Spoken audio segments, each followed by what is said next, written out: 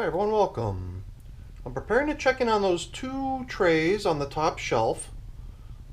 Those systems have worms in them that are migrating out of their finished vermicompost, but before we grab those systems, bring them out on the bench to get to work on them, just wanted to show you something very similar to my check-in with the worm bins yesterday, which is what you see over here on the window. It's a black soldier fly. Yesterday I managed to grab two of these little guys. One of them flew through the wormery in front of me as I was bringing trays over from the shelf to the bench, and then the other one I found out here on the window, like we see this little guy here. Like I did yesterday, I'll be taking that little guy outside just because, I don't know, I'm kind of a fan of the black soldier flies. I got nothing against them, so I figured let's give that guy a chance at perhaps meeting a mate and propagating the species. But we're not here to talk about black soldier flies. We're here to talk about African night crawlers, the African night crawlers that have been in these trays now, migrating for the past 18 days. We came in to check on how their migration was progressing on the 6th day of the migration, only because the systems had reached 300 days of age at that point. And today, day 312, we're another 12 days downstream of that last check-in. I've been doing regular aerations, coming in here to stir the material and bring the more damp stuff on the bottom up and submerge the stuff that's had a chance to dry a little bit on the surface. It's been getting more and more humid lately, so the stuff is a little bit slow on the drying, but I figured today on this check-in I would just bring you guys, since it's been 12 days since the last check-in. We didn't really do much. We looked in the migration zone to see how the gathering of the worms was progressing. It was looking pretty good. And over the past 12 days, all I've done was aerate the finished castings. I've not peeked into the horizontal migration feeding zones, but today we will, because I got a little bit more food to add. So let's get them up on the bench and get to work.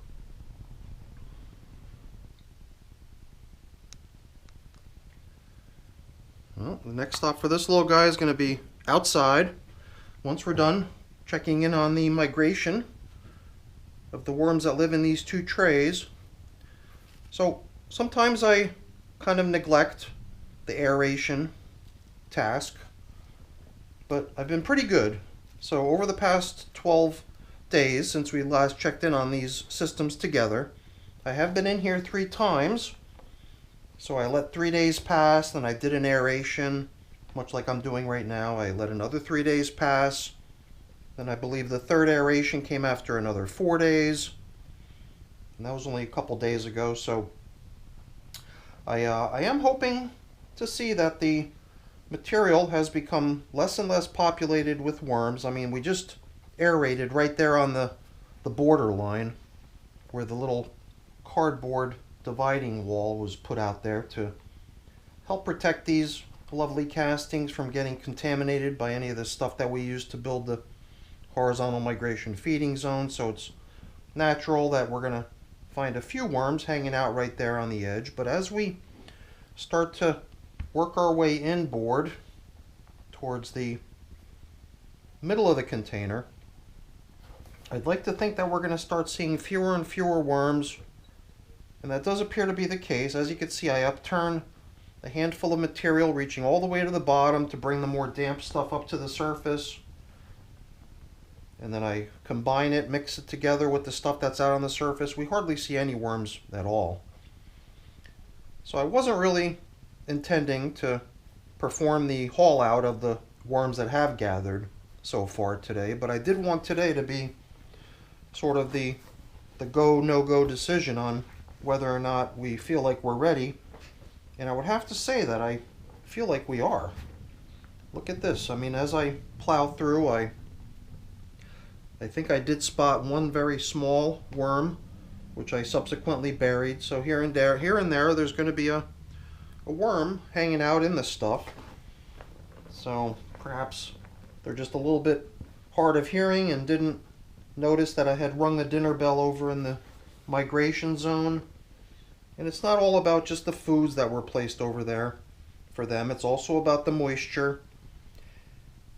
And the whole idea with leaving these systems uncovered the way they are was that the system would gradually start losing some of its moisture over time, possibly promoting a little bit of movement by the worms to seek out something more comfortable.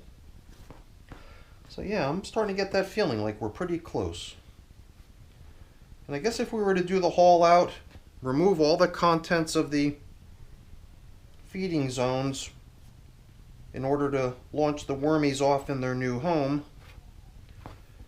what we would be able to do is to go back to using that space on the other end of the tray to spread this material out a little bit more so that its depth would become a little bit less, not by much, but perhaps just that slight decrease in the material's depth would allow it to further dry more readily. And then what I would normally do after hauling the main population out of a system following a migration like this is to kind of go down the road of trying to bait out any stragglers that might remain in the material. Because in most cases, you'll get the majority of them over in the feeding zone, in the horizontal migration feeding zone, but chances are you'll still be left with material that has a few more worms living in it. And a lot of people would say, hey, you know, forget the 80-20 rule. You've already probably achieved a 90 to 10 type proportion in terms of getting the worms to get together, probably even higher if you ask me at this point. And a lot of people would consider that as good enough, but it hardly takes any effort to throw a little bait box out on the surface to see if it's possible to maybe get the last of the stragglers to come together so that a reunion can be conducted. And then you can also go into the harvesting of the material with a little bit more of a sense that you've succeeded in getting the occupants of the material out.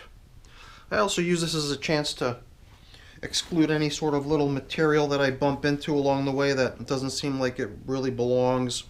Stuff that I wouldn't really want to end up scattering in my garden when it comes time to use this material outside. Little bits of plastic or whatever the case may be. So yeah, once again, as we plow through the far edge, the end of the bin furthest away from where the food and the moisture and everything's been put, all the nice fresh bedding for them to hang out in, I'm seeing fewer and fewer worms. So I believe that at some point in the next few days I'll probably be carving out a day on the worm farming schedule to get these little guys situated in a new home, let them start off into a nice brand new set of bedding with some nice fresh food for them. So I like the way things are looking in here. A lot of times I also gauge the dampness of the material that I'm plowing my hands through on how much of it adheres to my glove, and right away I could tell that the material that we're dealing with here is drying off pretty nicely because of the limited amount of it that ends up stuck to my glove. So the last time we were in here 12 days ago, we did build up the feeding zone with a little bit more food. I think all we did was we scattered in a little bit of coffee, even though when we looked in here we did find some leftovers of the coffee that we left for them during the initial setup.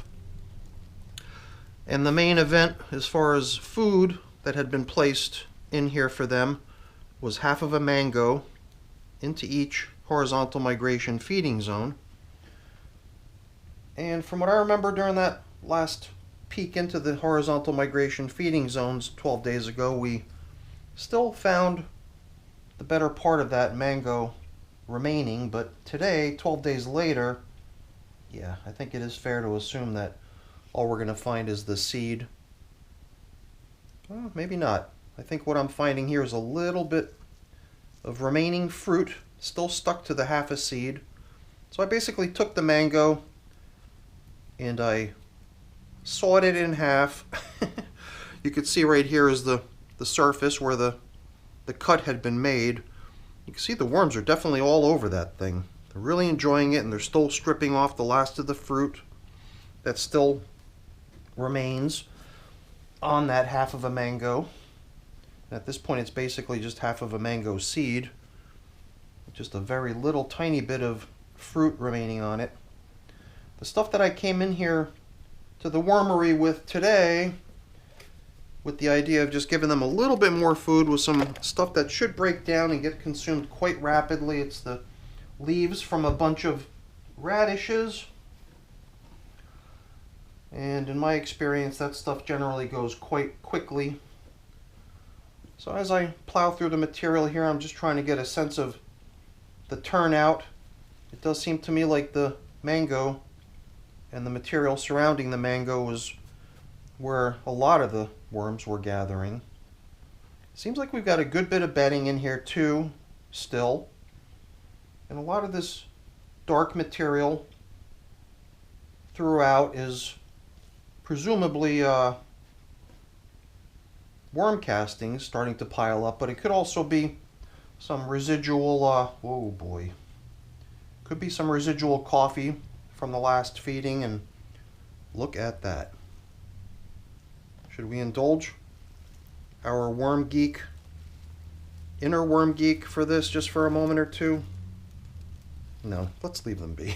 But you could see, if you want to talk about like a 80-20 type rule, or even a 90-10 rule, I would have to say relative to the number of worms we encountered out in the finished vermicompost, the number of worms that we're seeing right there below where the mango had been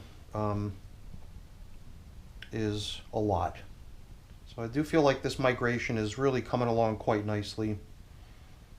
And I don't know if it's just the lure of the foods and the moisture in here, or whether it's the repulsion of the drying material that they had inhabited, but I think it's probably a combination of the both of them. So as we usually do, we'll just sort of pick up the pace here in tray number 2, since we've already kind of given ourselves a pretty good idea of how things are progressing in here. And we can assume that we sort of know what to expect in here, very similar to what we saw over in tray number 1. So I just figured I would sort of upturn and aerate this material a little bit and kind of loosen up the bedding, fluffing it up a bit. And I would have to assume that here too we're going to find the half a mango seed pretty heavily worked down, with perhaps a little bit of fruit still adhering to it, and that's exactly what I'm seeing here. Once again, I could see the surface where the saw cut had been made to cut the mango in half, and here I could see a little bit of remaining fruit still sticking to it on this side as well. And well, I just can't seem to resist. It's fair to assume that right beneath the juicy mango is where we're going to encounter the majority of the worms that inhabit the tray, and just as expected, there they are. So I think we're at the point where we can get this check-in finished up and give them the food that I wanted to come down here with for them. And I believe it is probably going to be at some point in the next few days that we just come right back in here to not feed, not aerate, but rather haul out. Get these worms out of here and get them situated in their new home. It's a new home that I built for them quite some time ago. I believe I might have even set it up for them prior to the launch of the migration. So for some reason, 27 days I think. I did see the day counter in my tracking spreadsheet that shows the day that I set the new trays up with a nice assortment of bedding and moisture, and those trays have just been sort of sitting there priming for the introduction of the worms. So as far as their new home goes, it's definitely all set to go.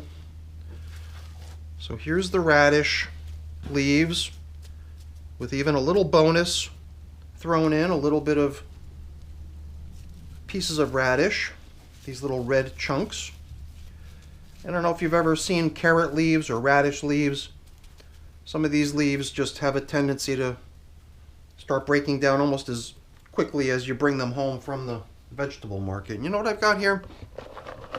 The last few scraps of this little bit of coffee that had been sticking to the carton container that I was unable to shake loose, but now that it had dried off enough, I was able to dislodge it so that now it's truly been emptied and given to the worms. So now we can restore the horizontal migration feeding zone indicator, which in tray number 1 has been quite nicely nibbled down. The one over here in tray number 2 is holding up pretty good. But yeah, I think next time we come in here, which will probably be in just a few days, we'll be doing so with the intention of getting these little guys out of here and getting them set up in a new home. So you might have noticed I didn't add moisture. I thought about possibly doing so, but it really didn't seem necessary. It seemed like the material that they were in was comfortable enough that they should be content with it for the next few days. And my other hope is that just the material that we added as far as extra food goes, now that it's thawing out, since it came straight out of the freezer or two, will emit a little bit of extra moisture to maybe dampen things up there as it melts and thaws, and that'll be enough to just add as supplementary moisture. So that's it for the check-in, everyone. Hopefully you enjoyed it. If you did, as always, please don't forget to leave me a quick thumbs up before you go. That's always really appreciated. And if you haven't done so already, please also consider subscribing to the channel. That's very much appreciated as well. All right, everyone. Have a great day. Thanks for watching. Bye now.